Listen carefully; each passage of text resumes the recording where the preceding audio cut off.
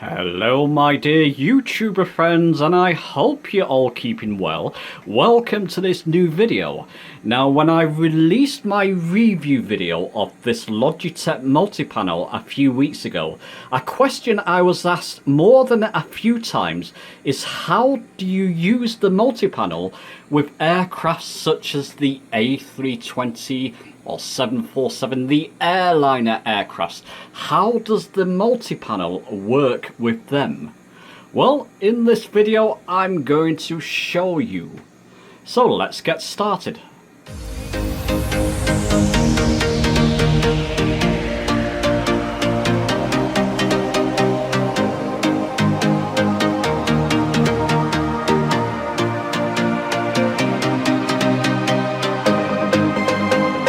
Okay, so before I go full screen with Flight Simulator 2020, there's a couple of things I feel I should mention with the multi-panel.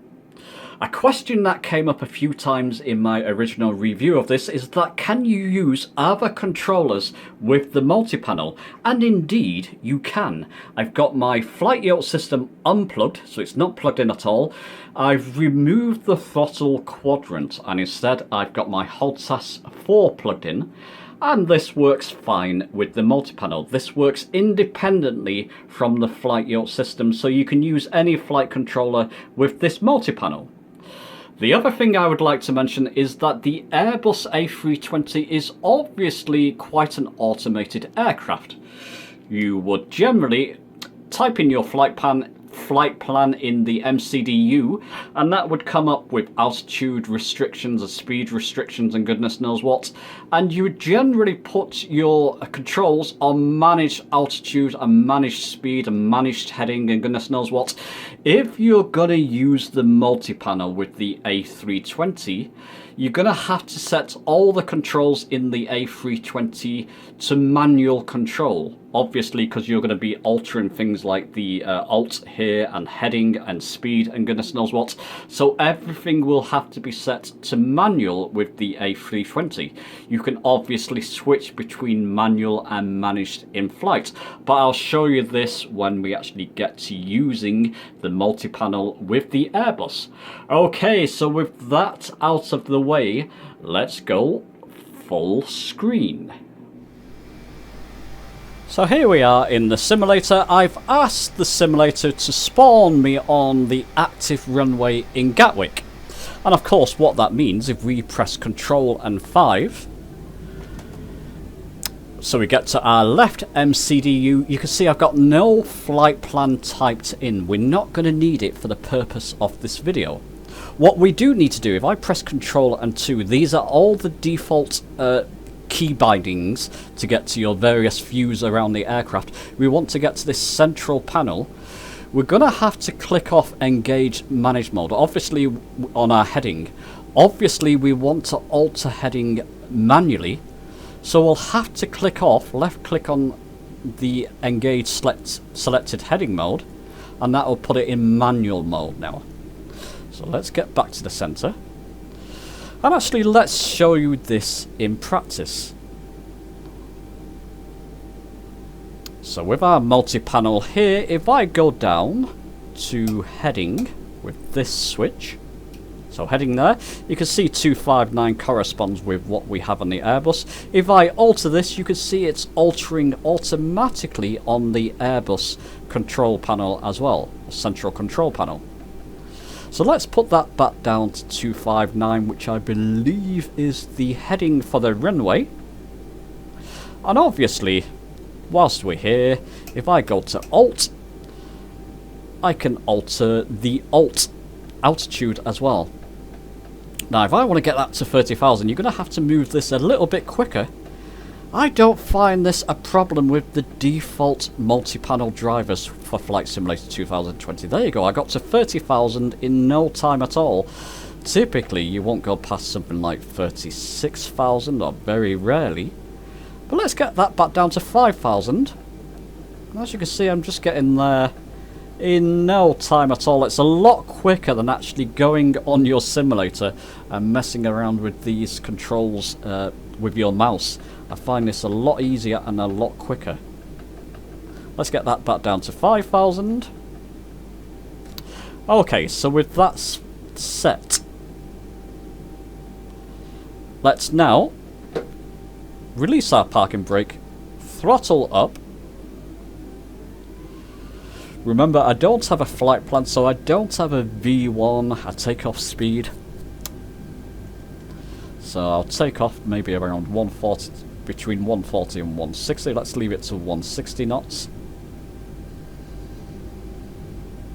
Just using the rudder that comes with my HOTAS system. It's a little bit sensitive. I will have to tinker with the sensitivity settings at some point for this HOTAS. But that's okay, it does the job nicely with the A320. Keeps us on the centre line.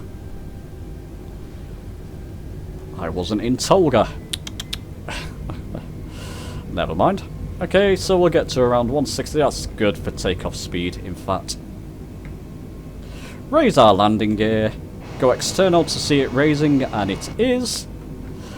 Okay, bring the throttle back down to climb thrust. Obviously, that's where you need to be with the A320. Let's now start recording on our multi-panel again. Now, I'm going to click on Alt, Altitude, and then click Autopilot. Oops, I might have to click on Altitude again. And there we go, our Airbus will now start corresponding and actually go to that 5,000 altitude. Say with that vertical speed, I want it to climb. Actually, I've got flaps 1, I've got my flaps down, so I want to raise my flaps completely, and that's going to help the aircraft climb. Say I want my vertical speed, I want it to rise a little bit faster, so I'm going to alter, let's switch hands, my vertical speed to 1,000. And something you do have to press here is the VS key, the vertical speed key as well. And when you press that, you often have to press altitude again with the multi-panel, but that's no problem. As you can see now, my vertical rate of climb has increased, and now we're getting to that 5,000 a lot quicker. Another thing we can do here is actually move this down to indicated airspeed. As you can see, I've only got an indicated airspeed of 190. I want that to go a lot quicker, so I'm going to put it to 230 will do. If you look at the Airbus, you can see it's speeding up. It's corresponding to my commands that I'm putting in the multi-panel. As you can see, this is a very versatile piece of kit. Something you do have to keep in mind is that we're using the we're in manual controls with the A320.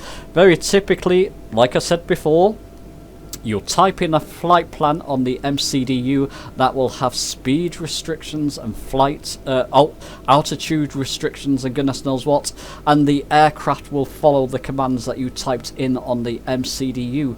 Obviously with this, because we're in managed mode, you're having to alter the speed, the indicated airspeed, the altitude, and goodness knows what manually.